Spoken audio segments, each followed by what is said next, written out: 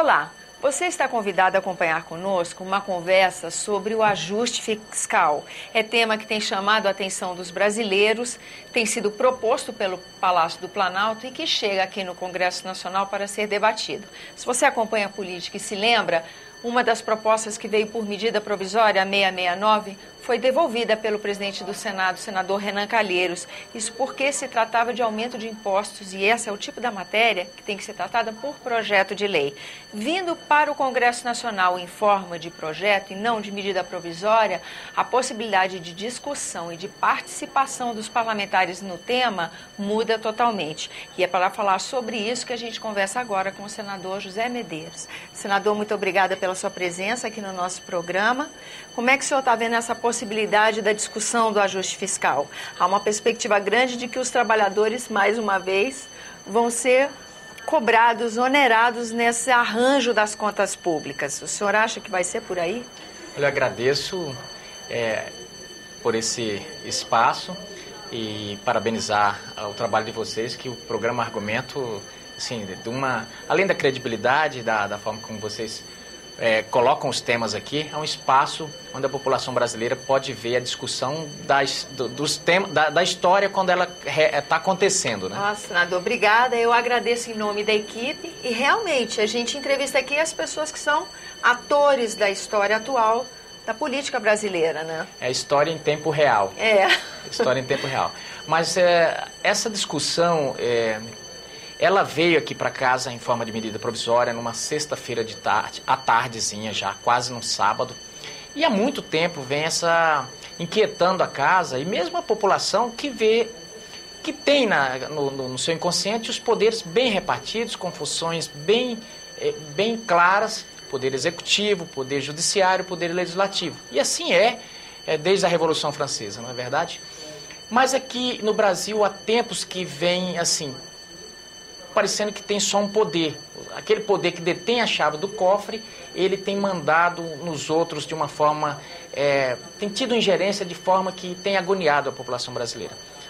Você veja bem, nessa semana, quando o Senado devolveu essa medida provisória ao Executivo, causou assim uma admiração total no governo, como se tivesse acontecido um grande acontecimento. O que deveria ser normal no sistema onde os poderes funcionam de acordo com seus papéis instituídos na Constituição. Pois bem, ao fazer isso, o presidente Renan talvez não tenha tido a dimensão do que significou para a história dessa casa, porque a população, de repente, que estava acostumada à mesmice de sempre, tanto que isso não acontecia aqui na casa há 6 anos, e você começou a ver, de repente, todas as pessoas na rua comentando um fato que deveria ser corriqueiro, mas comentando com orgulho até.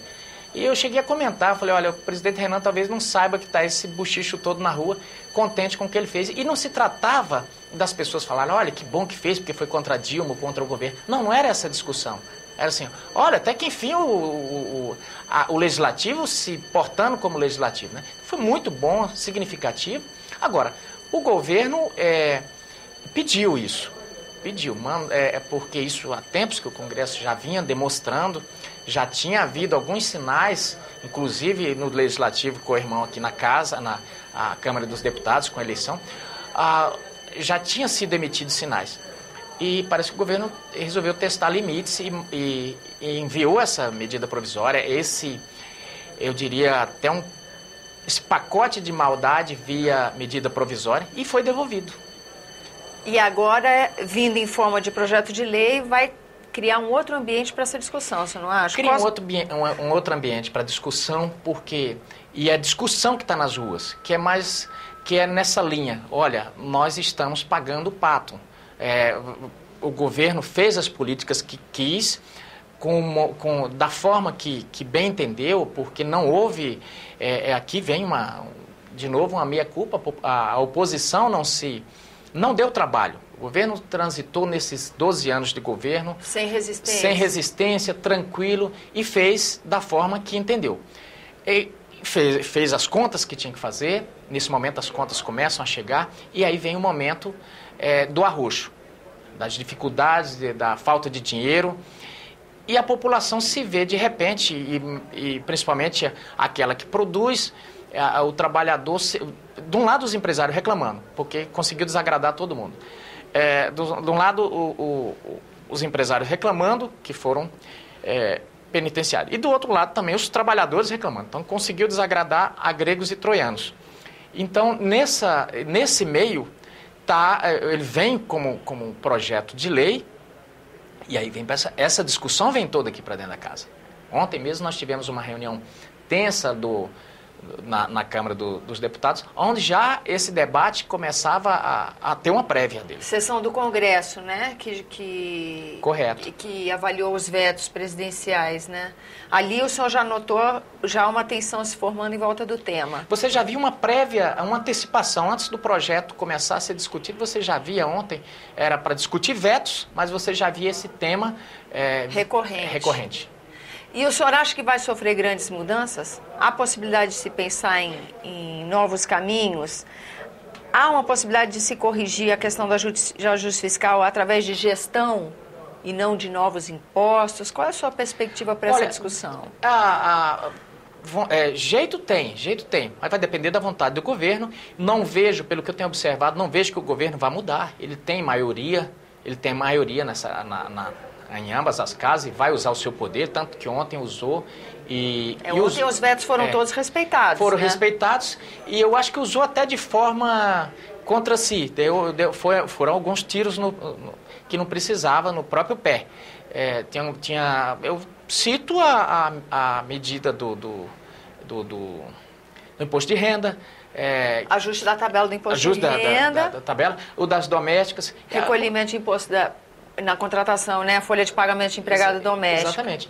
Então, esses assuntos vão vir todos e aí sim, culmina também, chega num ponto onde está todo esse caldo que está nas ruas aí, com movimentos. Então, é um momento delicado. É um momento delicado. O senhor acha que isso é um momento de oportunidade ou ainda está cedo para dizer? É um momento de oportunidade. Toda crise é um momento de oportunidade. A minha preocupação é que eu tenho visto o governo desperdiçar uma oportunidade atrás da outra. A minha preocupação é que as coisas estão acontecendo e eles estão conseguindo relativizar, minimizar a gravidade de uma situação. Isso é perigoso. Parece um pouco aquele sujeito que ele está em depressão, ele está catacônico, que o perigo está se aproximando e ele está lá tranquilo, não reage, está de repente na savana africana, está chegando o leão com fome e ele sentado observando a beleza a paisagem. Compara isso com o Planalto hoje? Eu estou comparando com o Planalto. Cito o movimento dos caminhoneiros. O movimento dos caminhoneiros começou já há uns 20 dias ou mais. Toda casa que avisou, falou, olha, o movimento vai se espalhar, e o governo não se mexeu. Quando fechou tudo, que começou os prejuízos, milhares de litros de leite sendo despejado na rua, soja, grãos, essas coisas todas acontecendo, de repente o governo deu aquela corrida, deu aquela mexida, não chamou todo mundo e tal. Mas o assunto ainda está em suspenso. Não, mas aí o que aconteceu? Aí, justamente isso. O que aconteceu? Teve o prazo, os caminhoneiros deram o prazo que era até dia 10, assim, sentaram numa mesa, mas tentaram usar de uma inteligência que não é aconselhável nesse momento. Esse governo, ele tem o seu alicerce todo aonde? No PT. E qual é o gene do PT? Eram negociações salariais, era no berço do movimento sindical. Era a defesa do trabalhador. O que acontece? Na defesa do trabalhador, mas eles estavam peritos em mesas de negociação. Em mesa de negociação, leia-se embarrigamento, onde uma parte sai um pouco, mas sempre tem um enrolando o outro. E isso demanda tempo. Acontece que essa crise dos caminhoneiros não tinha tempo. Eles querem para ontem. Por quê? Essas demandas deles, vou citar, as dívidas do BNDES. Agora, antes do final do mês, já vence outra prestação. E juro em cima de juro. Então, a necessidade deles é urgente. E o governo precisava ser claro. Eu vou atender ou não vou atender? E, de modo que começou, fez uma pauta, joga e vamos começar uma mesa permanente de negociação, vamos jogar para tal dia e faz um acordo aqui. Mas fazer acordo com quem? Se esse movimento ele já percebeu que não tem um líder. Não dá para pensar nisso. Então, tinha que ter mais Mas cuidado com o perigo que está acontecendo. Agora a gente já fica sabendo que fecham as rodovias amanhã. E aí flerta com o perigo. Flerta com o perigo por quê? No momento que nós já estamos tendo essas tensões, a maior liderança do PT, e que não tem como não falar pelo governo, porque ele instrui a presidência, a gente sabe disso, ele faz reuniões com ministros, ele faz reuniões com os líderes políticos. A maior liderança do PT, e talvez um dos maiores ícones da política brasileira, teve a irresponsabilidade, eu digo a infelicidade de ir para frente das câmeras e dizer, eu vou convocar o exército do Stedley.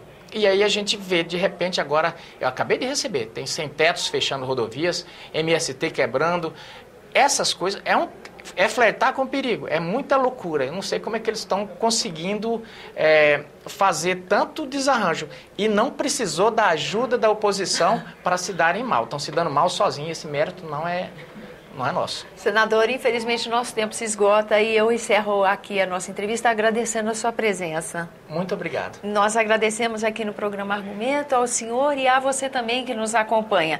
Lembrando que você é sempre convidado a fazer sugestões e críticas à nossa programação. Para isso, 0800 61 2211, ligação gratuita. Agora, se você quiser rever esse ou outro dos nossos programas, senado.leg.br/TV. Até a próxima.